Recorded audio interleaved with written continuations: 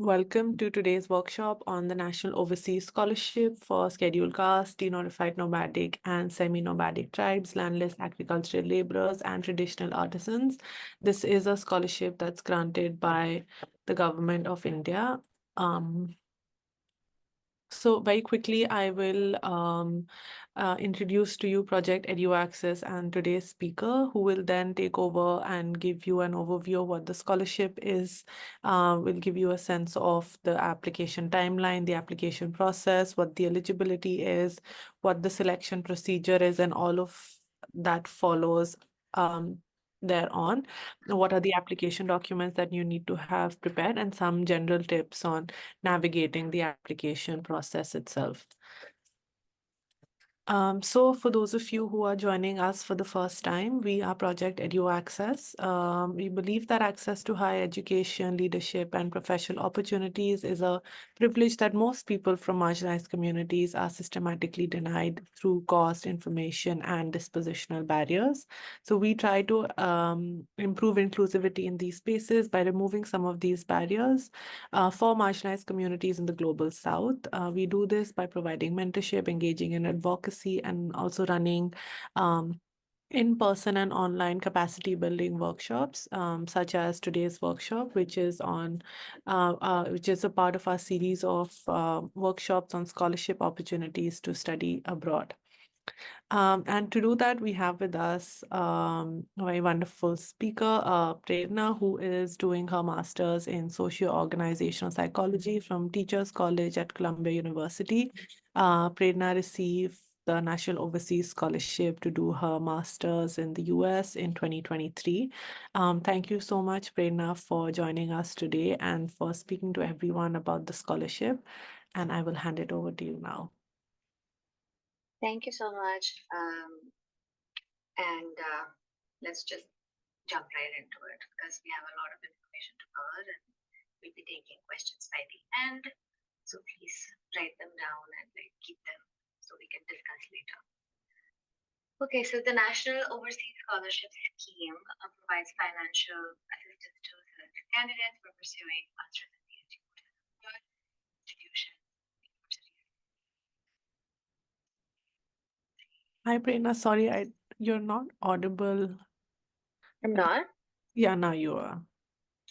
I think maybe Okay. fine now. Is this better? Yeah. Okay, perfect. So people generally are awarded, like 125 people are generally awarded, and subject to availability of funds are given under the scheme. There are awards for 115 of the SCs. Denotified nomadic tribes and semi-nomadic tribes get 6 seats, and landless agricultural laborers and traditional 30% of them each year shall be. If for any specific year successful candidates are not available, this is an information actually I had no idea about, but they extend it to people belonging from other categories. And bachelor's level courses in any discipline are not covered under the scheme. They only cover master's and PhD courses. And there is no interview scheme for the scholarship. Yeah, we can move forward.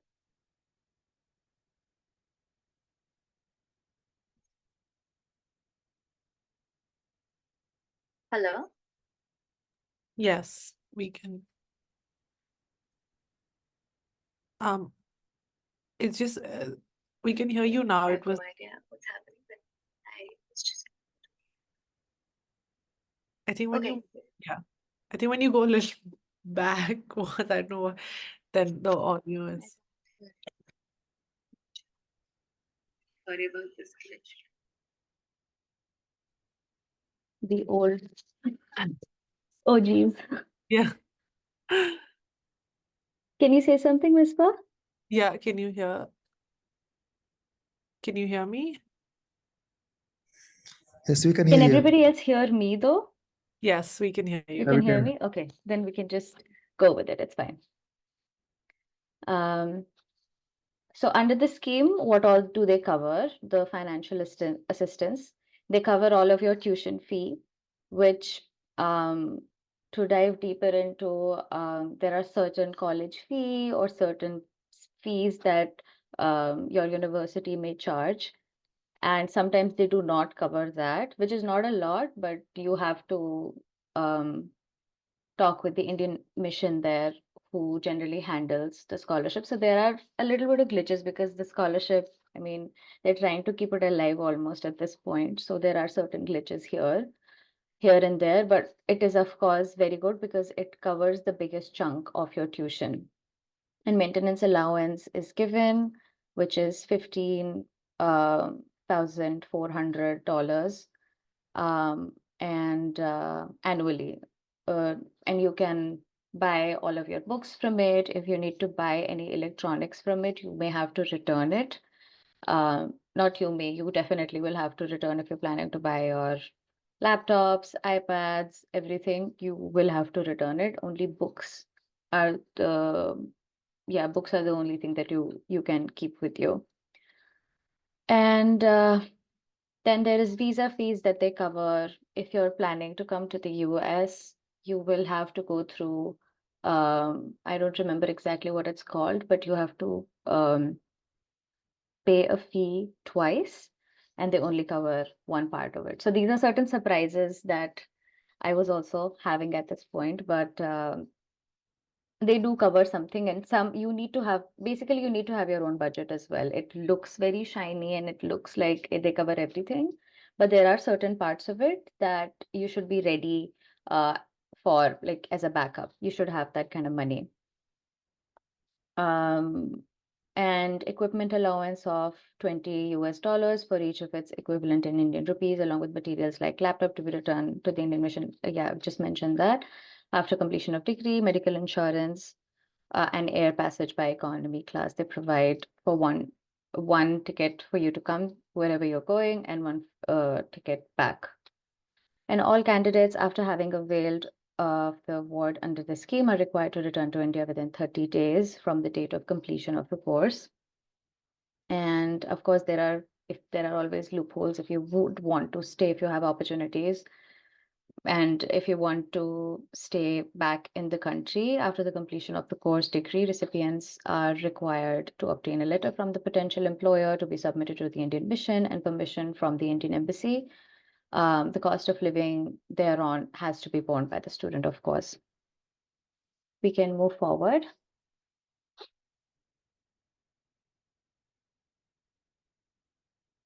Thank you. Applications must be submitted by 31st March, now 2024, midnight. In case the slots remain unfilled after the first round, the portal will be opened again for the second cycle, which it generally does, because there are a couple of people who have submitted the application wrong, or there are possibilities of some glitches, even the tiniest bit of a problem in your application or gap in your application, they will cancel your application. And of course, you can apply again, not to scare you guys, but you can, of course, apply again. But the portal does open again from 1st September for a period of 45 days again in each selection year. Once all 125 slots are filled, the portal will not be reopened during the year for submission of applications. A list of selected waiting rejected candidates will be uploaded on the online portal. While there is no fixed timeline for when you will hear back, the first list of shortlisted students along with a waitlist is released between May to July. So this is the biggest problem with the scholarship, because there is a lot of ambiguity. There are a lot of areas where you don't know if you're getting it. Even if you've gotten it, they reply back to you very late because the bureaucratic system in our country is handling it, and it is not. I mean, they don't really reply back till the end, when your college also will be asking you for your financial assistance, because for them to release specific documents which you need for your visa later, they need to know that you are financially secure. Only then we'll be able to give it to you. And just to, I mean, share my own personal experience with it. I had to be in the US by the end of August, and I received my final award letter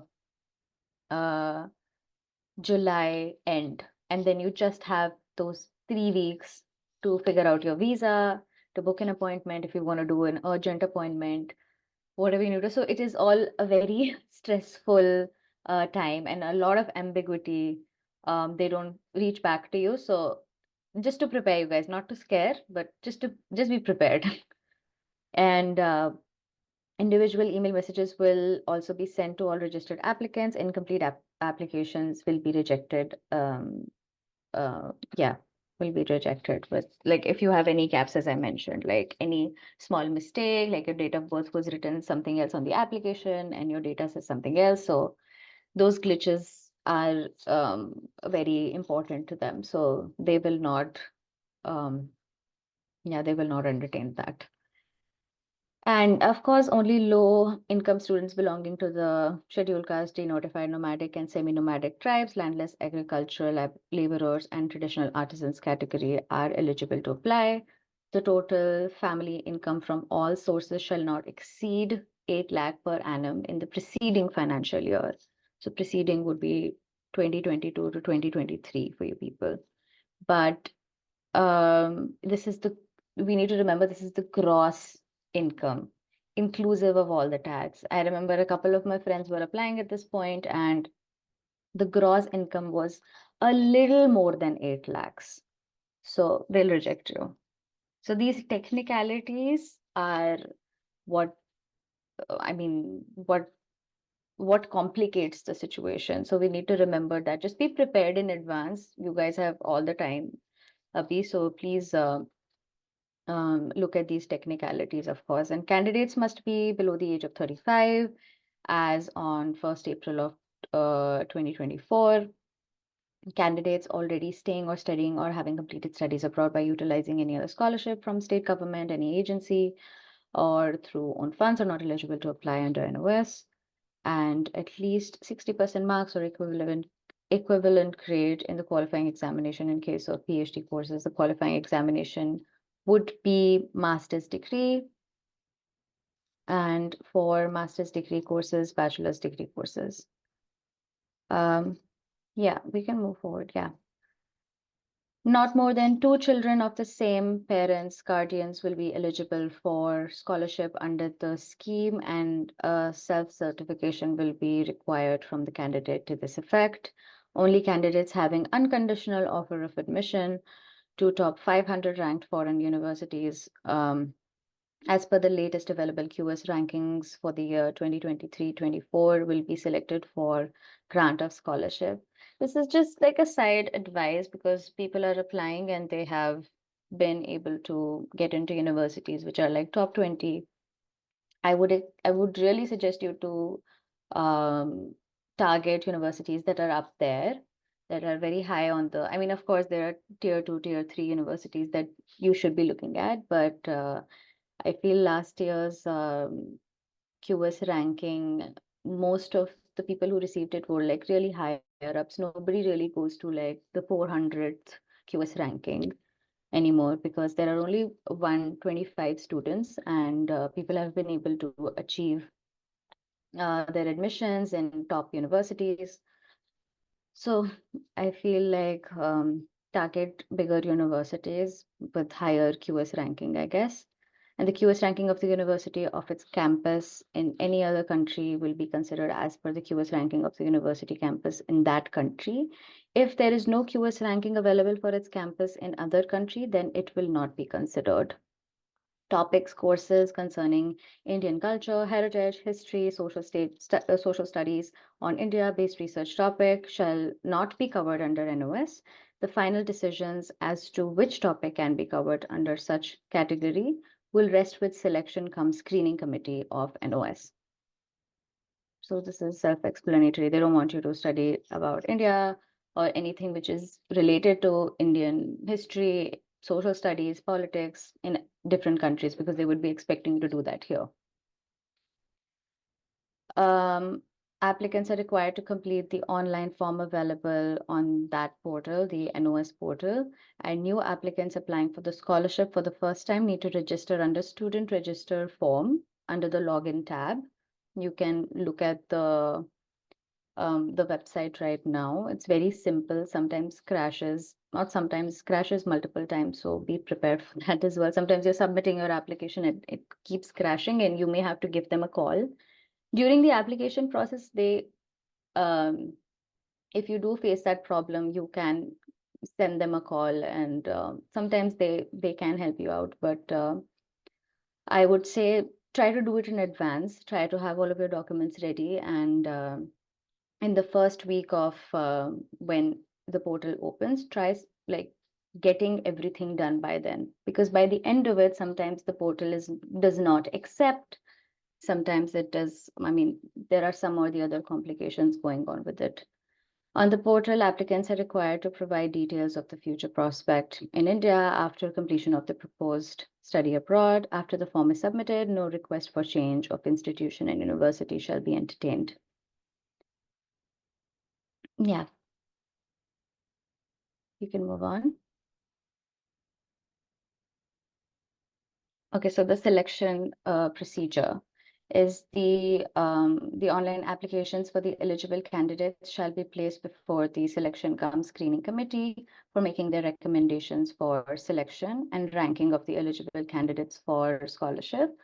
On the basis of the recommendations received from the committee, final list for selection rejection will be submitted for the approval of the Ministry of Social Justice and Empowerment.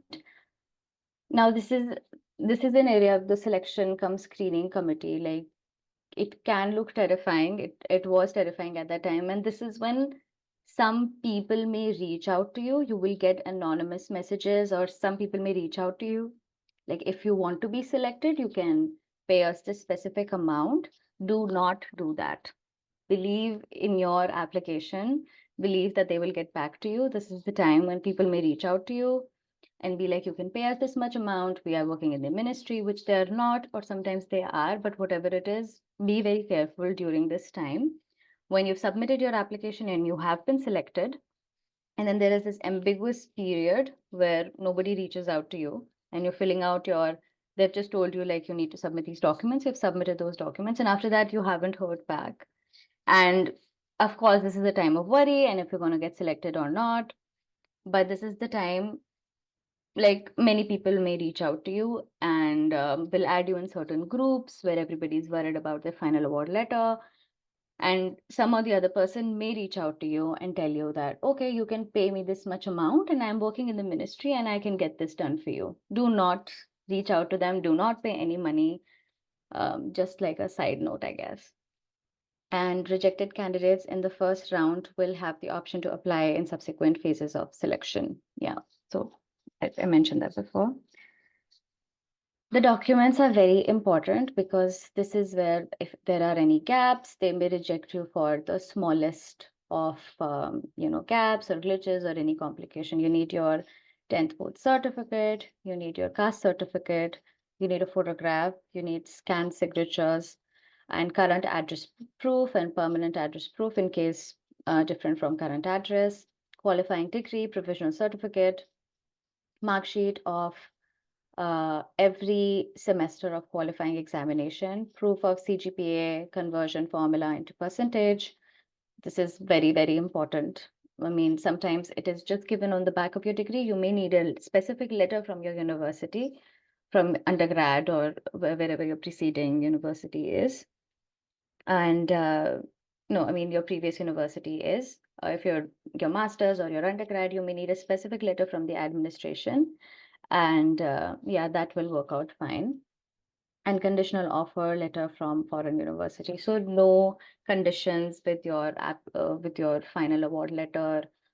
Sorry, your unconditional letter of like, you're welcome in our university and you don't need to fill any more requirements from the university. And sometimes the universities will just give you the offer letter. You may need to reach out to them to specifically state that this is an unconditional offer. So you may need to reach out to your university and ask them to create that specific letter, because it needs to have that that specific word, unconditional. So yeah, we can move forward. An application stage, the documents would be certificate, affidavit. Okay, just continuing the previous one. Okay. Certificate, affidavit in respect of GAP details after completion of bachelor, master's degree, if any, if period is more than 6 months. Okay, yeah, this is if you haven't worked, then you may need a specific affidavit. Or you can get this from your local government office. And family income certificate issued by a revenue officer not below the rank of Tehsildar. Employer's NOC certificate if applicant is employed, and income tax return in case of person filling ITR acceptance document, Aadhaar card. The portal has certificate forms, income certificate forms, certificate for being landless agricultural laborer, and certificate for being traditional artisan for the candidate to use. They generally send you in the beginning. Of course, you have to submit all the specific documents that they'll tell you, but you will get an email describing everything, which is very self-explanatory. You just need to be careful with each and every document and go through it like 5 times. Like, I have completed this and that, and everything matches with everything. Yeah, we can move forward. So after the selection, after you know that you've gotten the scholarship, you receive an email saying that you've received the scholarship and you will have to fulfill these requirements. And they basically require, they send you a provisional award letter, and then they ask you to fill out an attestation form. Everything is provided by them. A self-declaration and of the total annual family income, then self-declaration regarding any pending cases, non-conviction of offense, and a copy of your passport. Yeah, we can move forward. And then all of these documents, you will be waiting for a while now after you've submitted those documents for the verification from the university, the place of university. So I'm in New York right now, and the Indian Embassy in New York, they had to verify all of these documents, my offer letter from Columbia University, and then get back to India with all of this information. So it takes a while. You may need to reach out to the Indian Embassy in the place where you're applying to. So it can get a little tricky, but you can call the NOS office, and if they tell you that we haven't received your verification, and if it's taking too long, you can of course reach out to the Indian Embassy of, for example, here in New York, where my university is. So you'll just need to figure out who exactly is handling my documents, if I need to ask them to expedite that specific process. After verification, of course, if they've verified of all original documents in this ministry and approval of financial department, the awardee will be issued confirmation of award letter and is required to submit the following. Now you get another email, and these are the specific areas that they want you to cover. 2 bonds on at least ₹100 non-judicial stamp paper, complete in all respects, executed before a notary public for 2 sureties as per the conditions in the scholarship regulations. It sounds kind of scary, like all of these big documents, but they're very self-explanatory. So don't worry about it. When you reach this specific point, it is very self-explanatory. But yeah, solvency certificate for both sureties, health certificate, 2 copies of your passport and visa, and undertaking declaration on non-judicial stamp paper stating that awardee has not acquired qualification for which she has been selected and has not obtained any other scholarship. The date on which awardee desires to undertake the air journey for joining the foreign university. Selected candidates are requested to visit the ministry personally on any working days by taking prior permission appointment, with all documents submitted along with copies of documents stated above. They are also requested to provide PDF of all aforesaid documents via email also. So you make a big file and you put all of your documents, and then you visit the ministry, and they can ask for, I mean, I was told that they can ask for anything at this point, whatever you have submitted before, your 10th certificate, this and that. So you just prepare all of the documents that you've anyway submitted via email or your application, and just keep a big file, and whatever they ask for, these specific documents, 100% you have to submit there.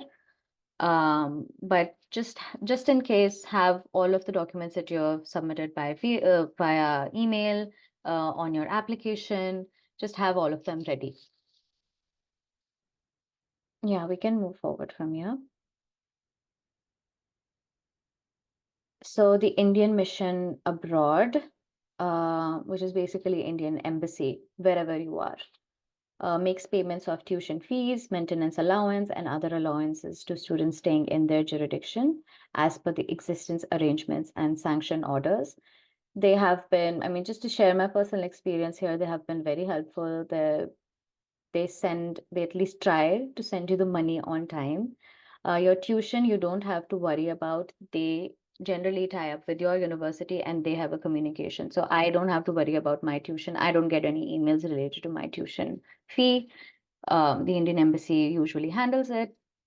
And maintenance allowance, sometimes there's a delay because there's a delay from the back, but it's nothing that can't be solved if you talk to them here. I mean, they're very helpful. It is a very smooth process. There is no issue there. The Indian missions abroad obtains biannual progress reports from the university institution where the awardee is pursuing his or her studies, for which the award was given under the scheme. This hasn't happened with me yet, but it's not, I mean, of course, you're going to the universities that you've worked for. I'm sure you will be able to do amazing where you are. So your progress report, when your university is going to send it, it is going to be great as well. The payment of maintenance allowance is linked with furnishing of progress report. For first semester, the maintenance allowance may be paid to the scholarship awardee in the first instance as an advance in 2 installments, first after 3 months and second after 3 months. Thereafter, the maintenance allowance for the next semester may be paid quarterly only after receipt of the satisfactory progress report of the awardee. So I have actually received it quarterly since the beginning. So yeah, I think I mean, it's manageable, whatever happens and whatever it is. I think if you do tell them that I'm not able to handle my finances, they're very accommodating. But yeah, we can move forward.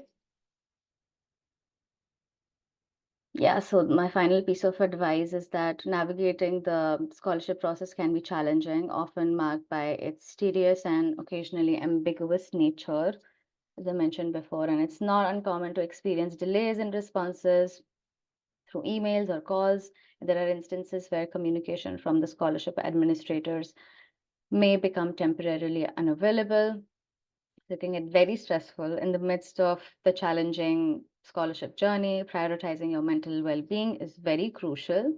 Surround yourself with a supportive network and lean on those who encourage and uplift you. It's essential to maintain faith in your abilities while diligently working towards your goals.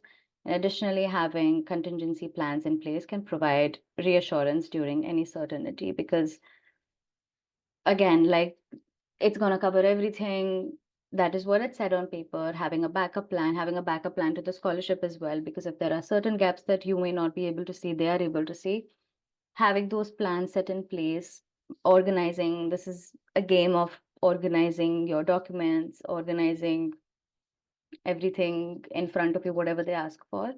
And it can get stressful, but having an organized system in front of you is very helpful. That really helped me out with your documents, with whatever is first priority, second priority, third priority. And just take care of yourself, I guess, during this time. And are we taking questions now after this?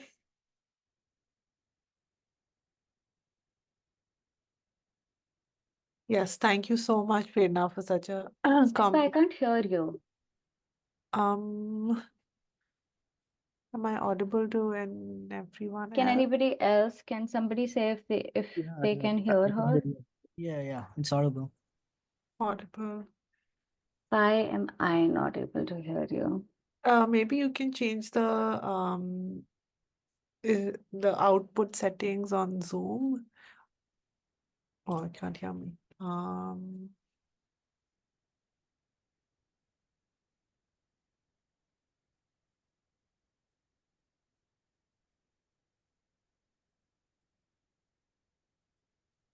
Hello, can you say something again? Hi, hello. Okay, Perfect. Now, perfect. Sorry.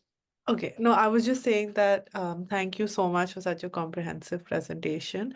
We have quite a few questions and conversations in chat. But before we take those, Chantrika, your hand is raised. So do you want to ask your question?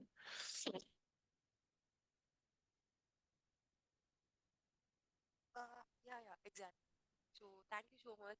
That I was your thought on that. I raised my hand. Firstly, thank you so much for the explanation and all.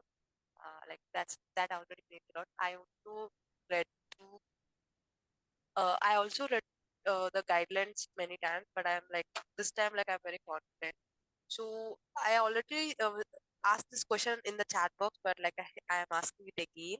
So I applied last year.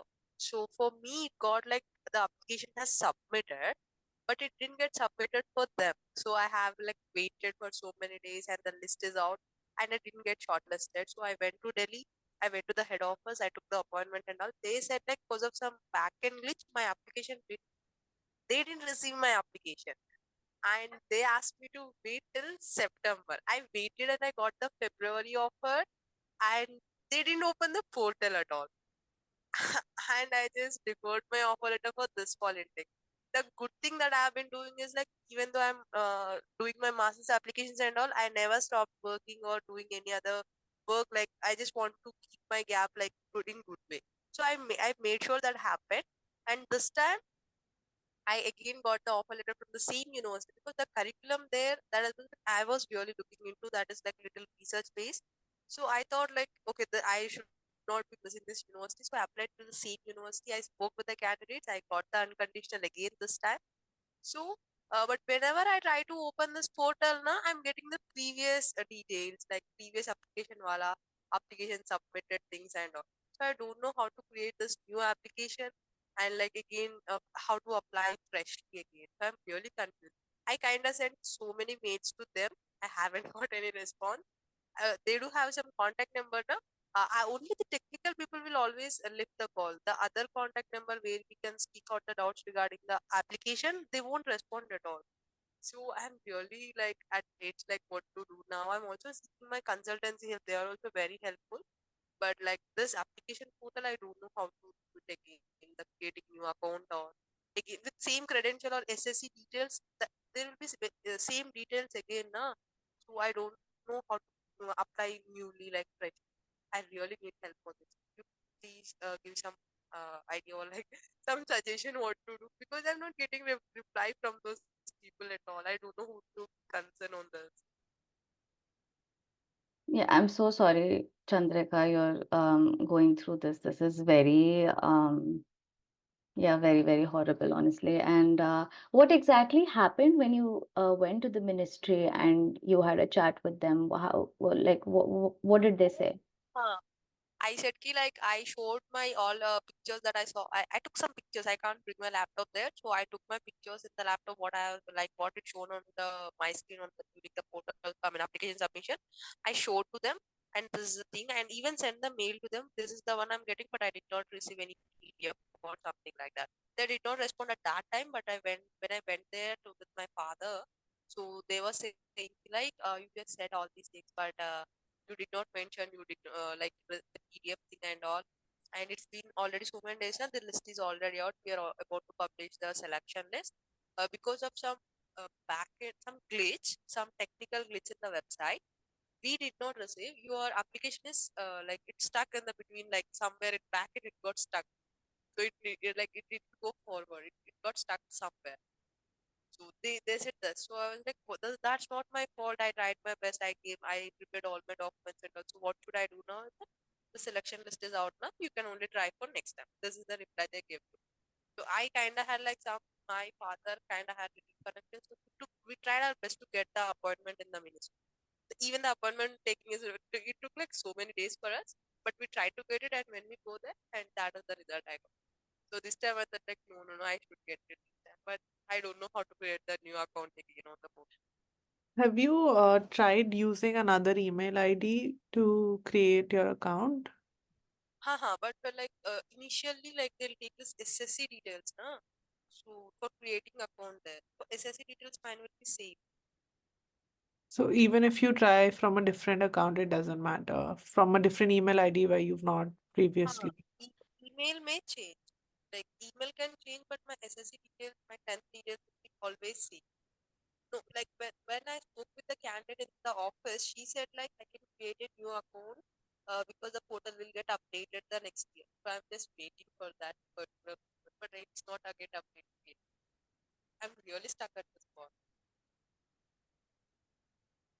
Yeah, I'm sorry, Chandrika, but I honestly have nothing to offer at this point, which can be of help. I'm keeping my fingers crossed for you that this year, when they open up the portal, it'll be refreshed and you can apply and submit your documents again.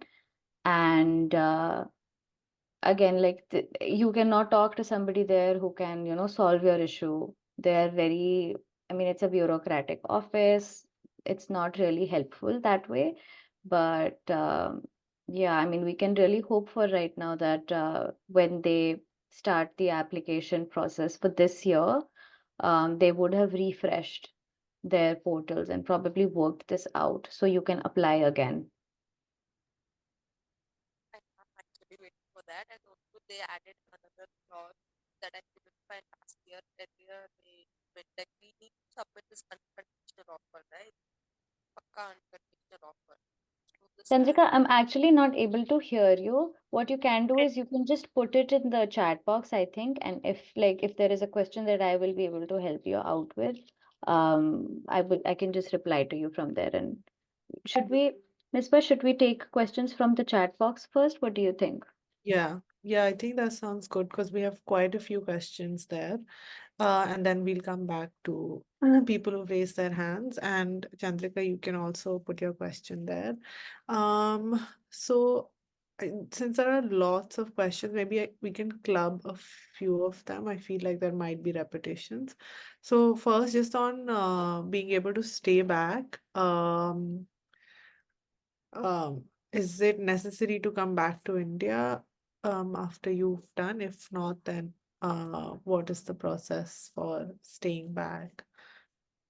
Okay, so this is a process that I will eventually be going into. But what I can see with the technicalities of it all is if you are able to secure a job and your employer is taking responsibility of your visa, you just need to take an NOC from the Indian mission, who generally have been honestly very accommodating, understanding of your issues, understanding of your problems. So I feel if it comes to that, people generally will be able to handle that situation. If you already have an employer who's ready to sponsor you, it is not a problem. And I know of somebody, I mean, getting into technicalities would be like, what exactly did they do? What are the loopholes? Is something that I'll also experience and then I will be able to share it. But for now, I can say that there have been people who have gotten to stay if if they've been able to figure out their work situation. So that is definitely possible. Then there is a question on if there's any specific course or is there any limitation to which course one can and cannot do on the scholarship? No, I think it's just about the courses that are related to Indian history, Indian politics, Indian like social sciences, which are specifically looking at India. I think their whole logic is that if you're studying about India, you might as well do it in the country. So anything which is related to India, and if it says it in your course, then they will not be then they will not consider your application. But I think somebody, I'm not sure, I mean, I will have to check, but somebody who wanted to do South Asian studies, they did get the scholarship. But again, they're also falling into the whole pattern of like if you're doing a STEM course, you will be given more priority. So definitely that. All right. Then is the caste certificate necessary to apply for the scholarship? Yes, absolutely. This is a scholarship specifically meant for SC/ST people, and the caste certificate is the main, yeah, the major document. I can see that somebody has asked the question that visa fees are given beforehand. Everything is reimbursed. You have to pay for your own flight as well. And at the last moment, paying for your flight, it can be like a lot. But everything will be reimbursed once you come to your specific country. And then everything is reimbursed. So you need to, again, I was saying that you may need to have some money saved, or if you're taking a small loan, you need to have that money, and then it everything will be reimbursed after that. Yeah, I just realized that a bunch of questions here are from Shweta, who's also raised her hand. So probably, Okay. Shweta, if you want to unmute and ask your questions, we can address them. Hi, Hi, Shweta. am I audible? Yes. Hi, Prerna. Thank you for informative session and thanks, Nispa, for hosting. Yeah, I'll go on about my questions. The first one is, of course, as you answered, reimbursement. Second is, as you said, that we should have an amount ready to means incur this all the investment we have to make, the flight, the visa, and going first there. So approximately, can you give an amount? How much should we? So I'll be taking loans, so I need to know the amount. So any approximation about that? Sure. I mean, I feel 8 to 10 lakhs would be more than enough. I mean, I started with a saving of 5 Okay. lakhs and I've been going with that, and it has worked out fine. But if you have the capacity to have like an 8 lakh loan or like a 10 lakh loan, that is more than enough. 5 lakhs would be okay as well. I mean, that is what I have been, managing with. But yeah, it's more than enough. It's just about the initial payments, and then anyway, you get reimbursed for it. So there is no issue like that. But even when you come, like if I'm thinking about a city like New York, which is the most expensive city in the world, managing with Mm-hmm. the money that they've mentioned, it's very difficult. It's very, very difficult. So the Mm-hmm. maintenance allowance, honestly, is just covering my rent. It is just covering my rent here. So you may need to figure out ways if you're going to work here, if you're going to find works, then you need to immediately think of work. I'm right now looking for work on campus, but it's very competitive, and so you may have to manage your groceries if you go out, if your transportation is very expensive, you may have to manage from those savings or a loan money for that period. So you also need to see like if you're applying to an area which is very expensive, the rent is very Mm-hmm. expensive, if you will be able to manage with the maintenance allowance that they're giving. Because I was talking to the Indian embassy here and the people there, and they told me themselves that we know that this maintenance allowance that we're giving you, it is not enough. We know that. So they admit Okay. to that, and that is all that they have for now. But yeah, have that money saved for you. And of course, like the financial bit and the stress keeps coming here and there. So it is good to have that kind of money saved up. Yeah, I'll basically, there's no savings, so I'll be taking loans. So I think 10 lakh is a proper amount for More paying than it. enough. More than Yeah. enough. Uh, okay. As in the presentation slides, there was written that new applicants need to register under student registration form. Now, I had applied last year too. So the recurring applicants who had applied last year too, do they have another option, or we register from the same option, student registration form? Same option. That is what I know of. You need to apply all over again. Okay. Uh, Another one is they are asking for address proof. So, what can be considered an address proof? I think electricity bill is one of the address proofs, right? I actually can't remember what I gave as an address proof. but I'm sure electricity bill. No, I think I gave an address proof of like this document made by my panchayat, which said that I am a resident of this place, and then Okay, a like panchayat an stamp. affidavit. Yeah, like an affidavit, correct. Would an Aadhaar Uh, not be sufficient? okay, you need to search on this more. Okay, because I was considering electricity bill is considered as address proof. I Anyways, mean, it could be, I'm not sure, but I submitted that, and I would anyway like suggest during this time you have to really be nice and friendly to all of the bureaucratic offices around you, all your administrative offices around you, mhm. because all of the screening, everything, whatever they do, whatever their background checks are, I don't know exactly what happens, but things that I've heard, like you need to like really go. Of course, like don't bribe them or like say like, okay, I am this and that, and please get this done. People have tried to do that. It doesn't work out well. Again, I was telling you that people may reach out to you and be like, oh, I'll complete your application for you and I'll push your Mhm. application forward. Be careful. But just to be friendly with the administrators to get like affidavits done. And I think an affidavit from a government office is the best way to go for any document. Like they will really consider it if they have that legal stamp and everything. Okay, Yeah. and there in the one of another slide, it was written in the documents list. One point was the income tax return document, and below that it was written income tax return acceptance document. So can you explain what's the difference between that? Income tax return and income tax. So the thing is that I did not file my income tax returns. I had to add my Mhm. parents. So this is a documentation that I will have to ask somebody who filled it. Because for my parents, if I'm thinking about my parents and their income tax return is all I had to file and all I have to put there.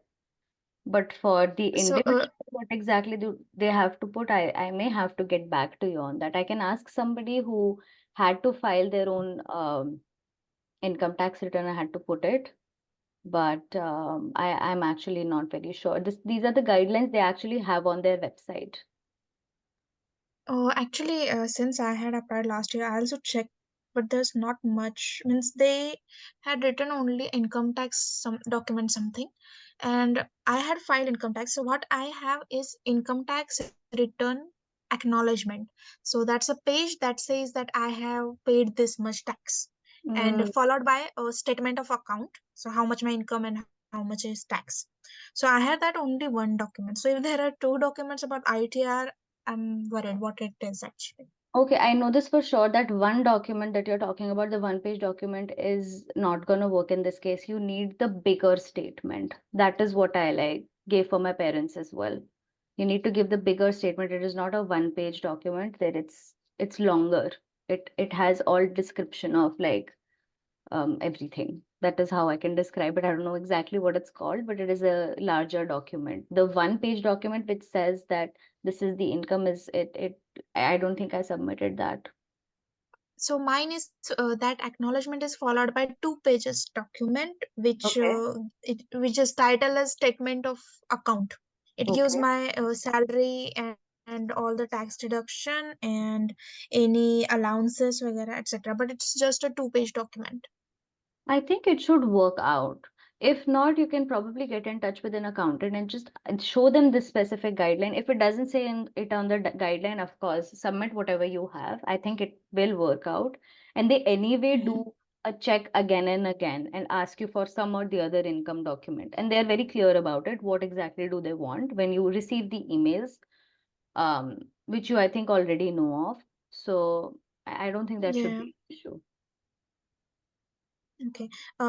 So I had talked with someone from who had applied, and they said if your income is closer to 8 lakh, suppose like 7,90,000 or something, then they'll ask for more some documents like statements and all. So is that the case? And if that is the case, what would they ask? No, that is not the case. I don't think so. Your gross income, like with all taxes, everything, should Mm-hmm. be below 8 lakhs. If it is a So little bit, even if it's yeah. yeah, go on. Even if it is a little bit more than like 1 rupee more than 8 lakhs, they will not consider you. No, definitely not more, but I say what is a little less. If it's like 7,96,000 or something, will that be I a problem? I don't think so. I mean, I wasn't there, I mean, Okay. with that specific thing, but I know of somebody who had a little bit more than the gross income, because you pay specific taxes Mm-hmm. and after that your income is probably 7 lakhs. But if your Mm-hmm. gross income is less than 8 lakhs, I don't think so there should be an issue. Okay. And I have offered from the university, but it does not have the word unconditional. I had requested them, but they did not entertain. So will that be a problem? I know that during the process, they again mail the university and ask if this offer is unconditional. But will that be a problem in the first registration step if I do not have unconditional written on the letter? Yeah, it will definitely be a problem because they specifically need that word written on their document, and it is better to try to explain yourself to the university. I'm hoping they will be accommodating to the fact that my scholarship requires this specific word written on, like, on top of it. Like, there are no conditions right now. If you try to like send them the guideline, probably can send them the link or the PDF of the NOS guidelines and like state like Mhm. on page this, this is what it is written and this is a requirement from the scholarship that I'm applying to. And Okay. I hope like they will be able to. I don't think so they should not. It's just an inclusion of just that one word, but I do think that it is very important because they're not going to pay attention to like the whole email. They're going to look at that one word and then they're going to be like, okay, check. So Mm-hmm. I really think you should for sure Okay. have that word written on your offer letter. Okay. Again, the sureties. Can you explain a bit about what are sureties and what do they entail? Okay, so they actually send you an email, which is again very self-explanatory, which I can't, uh, because I chose, there are three options. One, you can go with the surety of like a government officer that you know of, and you get in touch with them, and then you don't need to. I'm actually not sure about that specific area because I did not go through that. What I did was I made a Mm-hmm. 50,000, what do you say, deposit? No, what is it called? It's like a bank term. FD. FD. Yeah, a fixed deposit. You make a 50,000 fixed deposit on one of my parents' name and like my mother's name and my father's name, 50-50. And that sort of becomes your Okay. surety. And you go to the bank and then they stamp it and make it your surety. So there is another option of land. If you have land, you submit certain land documents. And again, the fixed deposit option. And then there is the third option of getting in touch with some administrative office or some government officer, and they sort of, if your surety individual is a government officer, then you do not need to make a fixed deposit basically, and you do not need to give your land documents. So there are these three options that you have. Okay. I went with the fixed deposit option and it was very simple, very clear. You make a fixed deposit and the bank helps you out with it, and you just submit those two fixed deposit documents. Okay. And what if there's another distant relative and if we want to make them the surety? Yeah, you can go ahead with that and make them your surety. So if they should have some fixed deposit or something like that, right? No, no. If your surety is a government official, you do not need to make a fixed deposit. No, You no, do not. not a government official, just a random relative. Oh yeah, you can make um anybody, anybody that you can think of, anybody. I think so. Like they may give you that if they do have any conditions, they will send you an email saying that okay, you can make these specific people only your surety. But as much as I can remember, I don't think so that was an issue. You can make anybody your surety, but yeah, or probably you may need to show some relation, but they do send you a document which explains what are the conditions of making somebody your surety. Yeah, and from what I remember, they also give Okay. you draft certificate that you have to that you can fill in. Mm-hmm. So if you just read that, there's information on that as well. As basically any two people who are saying that in case anything doesn't go through with the scholarship, they'll be able to give back the money that, has been spent on you as an applicant. And so these can be any two individuals Oh, okay. who are able to give, say whatever the amount is. So for example, as Prerna said, 50,000 each, as a surety that if anything goes wrong, then they Mm-hmm. are sort of like guarantor. So it's similar to that. And again, this can be easily done with the bank, and you'll get like a draft certificate that you'll just have to then fill and give certificates along with that. Right.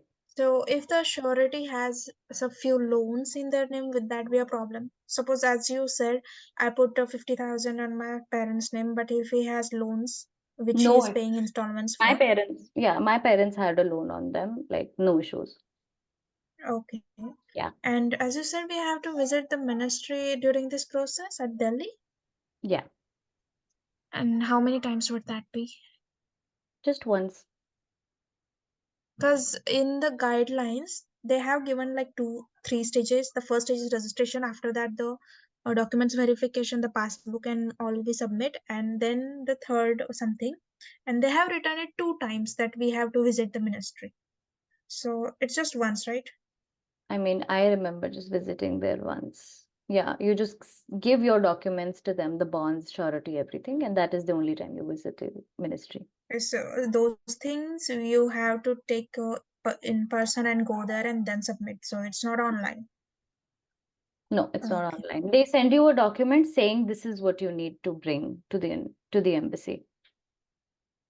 Okay. And does this get cleared in within one appointment? So, or we have to visit again and again. So, like over a week or 2, 3 days. How long will it take the How visit to long? ministry? How? I don't understand. Like when you have your documents ready, you take an appointment from them and you just Mm-hmm. visit and you give your documents. If you have some issue with your documents, then they'll tell you like, okay, this is not okay, so come back again with it. But it generally does not. I mean, it's very explanatory with the guidelines that they give you, and you just need Mm-hmm. to take those specific documents and submit those documents. And if there is an issue, Okay. I think like you may have to come back again, but usually Mm-hmm. like it gets done in just one appointment. That's it. Okay. As of the maintenance allowance, you said you got it quarterly. So, somewhere in the guidelines, I think they have written that the allowance will be given for 6 months.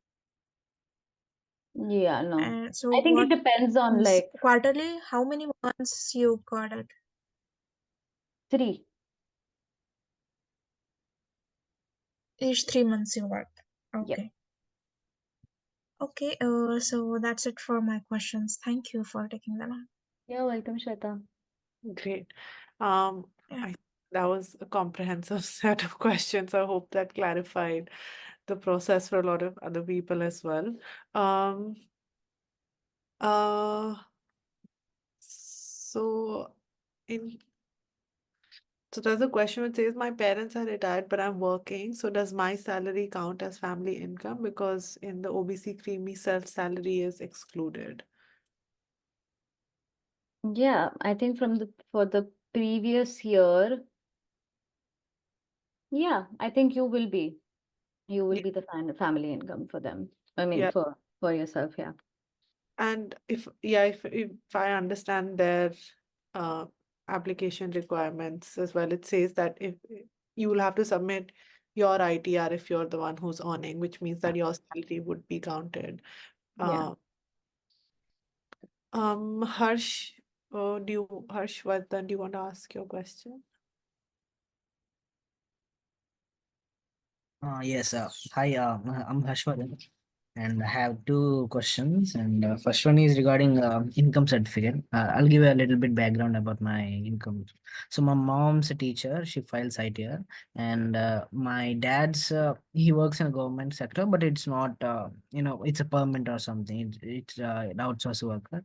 And me, I worked for in a software company for 5 months, and after that I resigned to it. And so I have income sources from three: my mom, my dad, and me. But only my mom files the ITR. So I haven't got any income certificate until now. So the first question is, the income certificate form which is available in the website, should I download it and get it signed by the revenue officer, or should I only give the ITR which my mom's file everything? I'm little confused with how the financial document should I provide.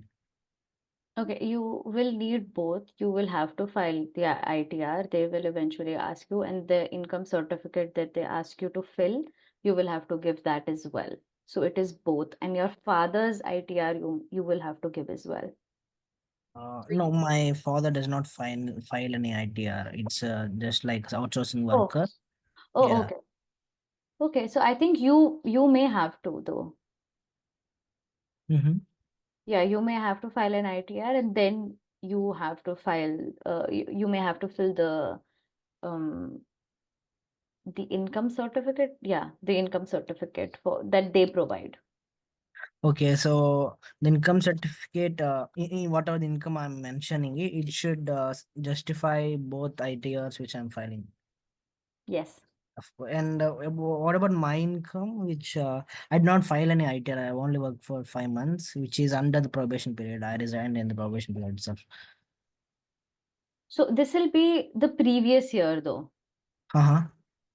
Yeah, previous year from August to November.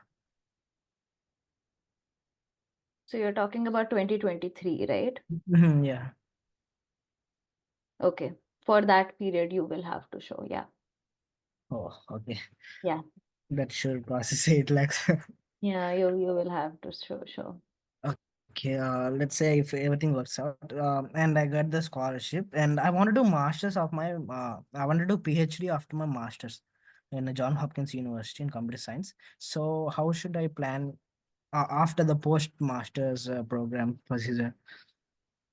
So this is what like I'm also a little confused about. I may have to get back to you because I know of somebody who took NOS for their master's and PhD as well.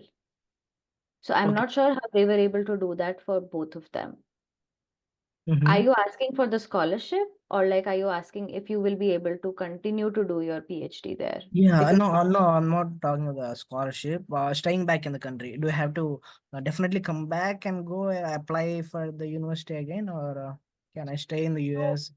I I have seen people stay back, and I know like if you have your admission sorted by like if you apply by the end of your master's, and if you have an unconditional offer letter by the end, you just attach that and you send it to the Indian embassy where you are, which will be in the US, and yeah, of course they will consider it like, okay, fine, you've got an admission for your PhD. You may Mhm. have to like gather NOC and some specific documents that they may ask you to submit from your university. But I honestly don't think so that it should be a complication. Again, if you're there and you already have that opportunity in front of you, they can be very accommodating. That is what I felt right now with the Indian embassies abroad. Like they're very accommodating of, okay, if you're having this, we can figure it out. Just some extra effort of submitting some sort of an NOC or some sort of a document which justifies that, okay, I will not be able to come back to the country for Mhm. because I have been selected. Some letter you may have to give, but I don't think so it should be an issue. Okay. Yeah. One last thing. I was hoping to get admission from John Hopkins University, and if my scholarship gets rejected based on the income and everything, so what are the other alternatives I should be making sure of, like taking a loan or something? Because taking I-20 from the university, I have to show a bank statement, right? Yeah, So. again, we get a because you will be on a J1 visa, you Mhm. don't get an I-20, you get a DS-160. DS-160 or DS-2019, sorry. You get a DS-2019, which is the same document, but it is meant for J1 students. And sorry, what was your question again? I mean, I'm not sure I may get the scholarship because of these all financial things. Yeah. So, what visa? Which one should I take? I mean, can I take both? Both F1 and J1? I'm not sure. So one of my From friend actually tried to do that. I mean, he initially was on a J1 visa, but when he understood that he may not get the scholarship because of the gross income situation, he canceled it and then applied Mhm. for the F1 visa, which was not a problem, but I don't think so you can apply for both of them at the same time. Okay. So you may have to have a plan in place if you're looking for another scholarship, which I think you definitely should look for, message John Hopkins and like tell them that this is my situation and I was applying for this. I mean, emailing the university for any of your financial needs, you're not going to lose anything. This is what I like tell everybody. I did not have to give my IELTS. I did not have to, pay my my application fee. These are things that you can always ask your university for. And I emailed my Columbia University as well, like if they can help me with any financial assistance. And they did reply and they did give me something, but NOS was covering more, which is why I had the option of like, okay, I will be choosing this specific scholarship because it covers everything in my tuition. Yeah. So I think this is a plan that you may have to set in place for yourself and figure that out. You can, of course, get in touch with your university and have a backup plan if they're providing you with some financial assistance, or look at other scholarships as well if that is working out. If you definitely need a, do you want like you specifically want an F1 visa and you don't want to like have that? Yeah, so maybe just like as your friend did, maybe I'll take a J1, I'll request J1 visa, and if my scholarship get rejected, I'll request for F1 again. Yeah. That should be problem. And one last thing, for all the verifications or something, will someone, the verification officer will come to a house? I mean, for online verification, nothing like that, right? The verification is basically of your admission to the university that you're applying to.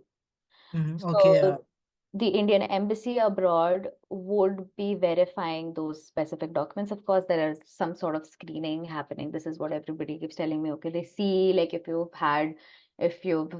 had a bad, background of you've been to jail, or like if you've had some problematic things, which I am sure like none of us do. And um, otherwise, nobody's coming to your house or checking up on, like, they honestly are not going to spend that much time for us, especially like marginalized communities. They don't want to spend that much energy at this point. But just just if the verification of your documents can take longer. So as I said before, you may have to call the Indian embassies at the place and then nudge them a little and tell them to please expedite that process. Okay, so there will be no background verification for the financial documents whichever I'm submitting, right? I mean, I want to say like no, but I'm actually not sure like what specific criteria do they take up sometimes. Like if they want to really get scrutinize someone and if they see a little bit of problem, they may want to, but try to stay in the clear. Like if you have any specific documents that can create an issue, just try to get the best, like clearest of the clear documents for yourself. So there is no questioning. Got it. Got it. Yeah. Thank Yeah. you. Those are You're my welcome. questions. You're welcome. Okay, Preetham, do you want to ask your question? Hi, Hi, Preetham. hi. I really appreciate that you have did a great presentation. So my question is that currently I'm pursuing undergrad from India, and right now I'm in second year, and I want to do masters from UK or US. So currently I'm getting the opportunity to go to UK from my state government. So will I be able to apply for NOS as well? Like if I got my state scholarship? No, you cannot club your NOS scholarship with any other scholarship. Okay, but they don't provide scholarship for USA, but only for UK. Is this the Jharkhand government scholarship, Preetham? Yeah, you got it. Yeah. Yeah. So, as Prerna said, you can only take one of them, and you can apply for both of them and see which one you get. But at the end, you'll have to choose one. The Jharkhand Overseas Scholarship, as you said, is only for the UK because they run the scholarship with the Chevening Scholarship. So because it's a tie-up, it's only for UK universities, but NOS is for any university abroad. Okay, got it. And last question to Prerna. Yeah, sure. So, what is it worth going to USA? Like, according to you, like, what was your experience? I mean, I've really enjoyed it. I'm like, New York City is very dreamy, and I feel like every time I step out of the house, like there are a lot of things happening. It's like a cultural hub, and I feel the opportunities that US presents, especially for my stream, which is organizational psychology, is also a lot, which is why I do feel like it was definitely worth it. And like Columbia was my dream university, so um, I do feel like it was definitely worth it. Okay, so what if you were able to do it again for the first time? Will you do it? Of course, yeah. Okay, that's great. Thank you. Thank you, Preetham. There's a question that there's no one in my family files an ITR. My father's a farmer, so there's no ITR that can be filed. So what does one do in that situation? So you are also not working, and nobody is working then, like working in the sense, sorry, working of course, but like nobody is eligible to file an ITR.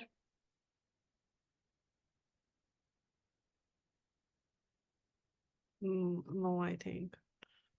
Yeah, then I'm not very sure about it, because even in the application process they do talk about it, but it is um it is possible to make a document again with like the panchayat or a government office which states that, like an affidavit again, like ITR is not available because they don't file it, because both people are, the parents are working with this and I've been working with that.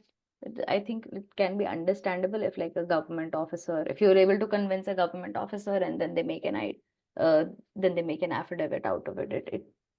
It will be I'm just assuming at this point because I'm also not sure. But I do think like if there are any gaps that way that you will not be able to fulfill, like an affidavit or a specific document stamped by a government official is works most of the times. Somebody is posted for the upcoming year, the ITR would be required for salary earned for 2022 to 2023. That will be the year. Yeah. Great. I think we've answered all of the questions in chat. I've tried to answer some of them. So please check if your question has been answered or not. We are way past the scheduled 1 hour time for this workshop. So Harsh, I don't know if that's a hand raised from before. Do you have any new questions? Okay. Um, And sorry, I just realized I missed one question in chat, which is if you have any gaps in your application, would you be rejected on those grounds? Yeah, you will definitely be rejected on those grounds because they don't come back to you and be like, oh, you haven't filled this thing, so you may have to check on that. They don't usually do that. Not usually, they definitely don't do that. Sorry, gaps in application, the sense gap in academic, like if you've taken a few Oh, years I off. think they have a specific requirement for that.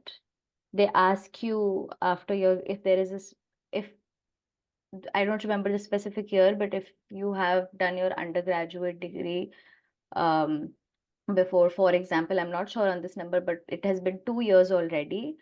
You may have to provide a specific document that they have mentioned on there. I don't know what it exactly is, if it is an affidavit, if it is something from your university, something. You have to make a document and submit that if you have that gap between applying to your master's, and if you haven't worked and there was a gap after your undergrad, you will have to submit an explanation of that. Yes. Great. There are a few more hands that have been raised. Yes, Shweta and then Siddharth and Uday, but please very quickly with your questions, please. Thank you again. As you said, gap certificate, I have made an affidavit. I had, after graduation, I worked till February 23. After that, till now, I have not worked. So I have made an affidavit like that. Will that be fine? I think so, yeah. That is exactly what I was talking about, like the gap certificate. And okay, and as you said, you had an application waiver for Columbia University.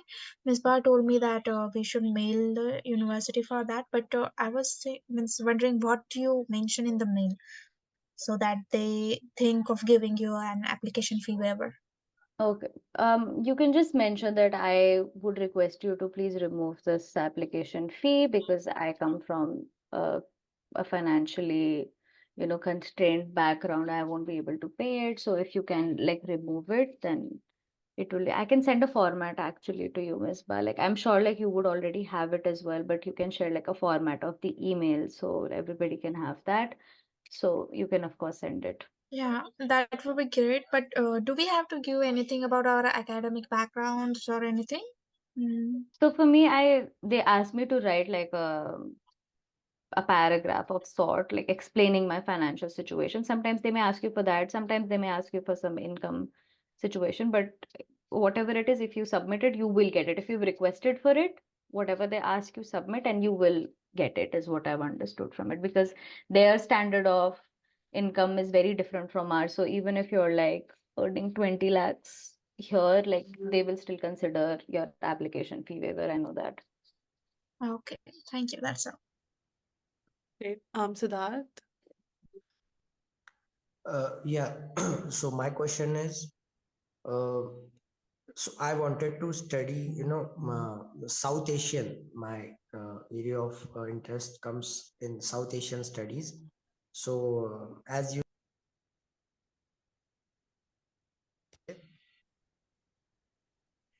can you hear me? Yeah. Yeah, the last Yeah, bit, I couldn't hear. You want to do something in South Asian studies? yeah. So I guess then this will not be covered in this scholarship, right? So again, I'm a little confused about that because I know of somebody who got the scholarship and they're doing something with South Asian studies, but I think it depends also on how your program, like what your program is called. Okay. Like is it specifically called South Asian studies, or is it like, does it have the word Indian written in it, or My and course is MPhil in Buddhist studies. So actually the reason I'm going there is because they have more authentic resources to I'm sure. No, yeah. I'm definitely sure. Even with like, if there is a course called like Indian politics, I'm sure like people will have very good courses abroad, but they just don't allow for that. I'm actually not sure on this or that. I can like probably get in touch with somebody who's done their South Asian studies and have gotten NOS, but you can send me a message on LinkedIn and yeah, I will try to get in touch with them and just ask like if there is a course. I don't think it should be a problem, but you don't know, like people can reject on any basis at this point. So I'm not sure, like I'm actually honestly not sure about this.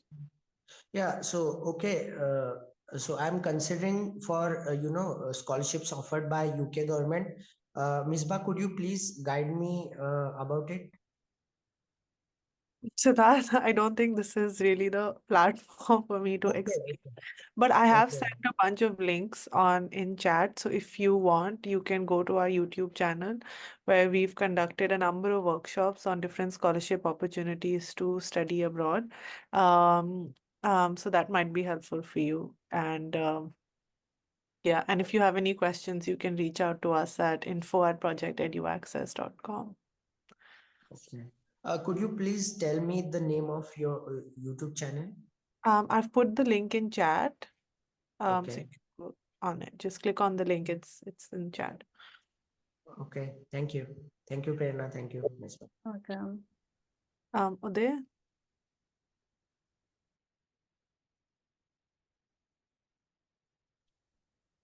Uday, do you want to unmute and ask your question?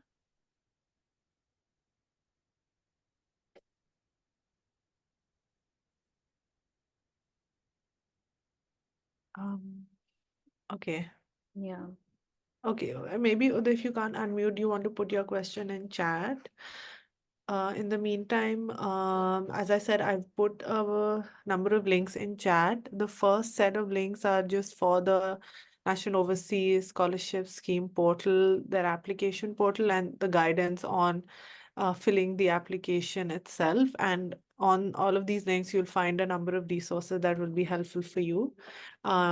Then the second is a set of workshop resources that we've developed. So first is this recording of this workshop, so today's workshop and a number of other workshops that we've done on scholarship applications or university applications were recorded and uploaded on our YouTube channel, so you can go and have a look there. We've also conducted a number of workshops on different scholarships, including the NOS last year. So you can have a look at those recordings on our website. We've also developed application guides on writing your scholarship personal statement, your university documents. So you can have a look at those guides. And if you have any questions and you're not a mentee with us on the India Graduate Mentorship Program, then you can email us at info@projecteduaccess.com. Sanya, for your question on the eligibility, we've already discussed this at length, and because we're at the end of the workshop, I'd request you to have a look at the recording of this session, which will be uploaded on our YouTube channel by the end of the weekend. And you can have a look at the presentation and all that Prerna had to say about the scholarship. I think that's about it. Don't see any hands that were raised and any other questions. So that you can't copy links on Zoom, but you can click on them and they'll open on your browser and then you can save it from there. Zoom unfortunately doesn't allow you to copy paste. Okay, Sachin, we were ending the session, but very quickly, if you can ask your question and then we'll end workshop. I'm sorry I joined a bit, so late. So I just want to know this recording will be available on YouTube, right? Yes. And will you be sharing the links on mail or here? Like, I've already put the link to our YouTube channel. So it's just called Project EduAccess. It's so you can go to our you can go to our YouTube channel and you'll find a recording there. sure. And link also, right? Link for You were talking about some links, no? Portal and all. You they're were all just, on the chat. You can see them in chat. I just joined. Okay, just let me see. No, I'm not able to see it. Yeah. I can't access it. I will just put it again.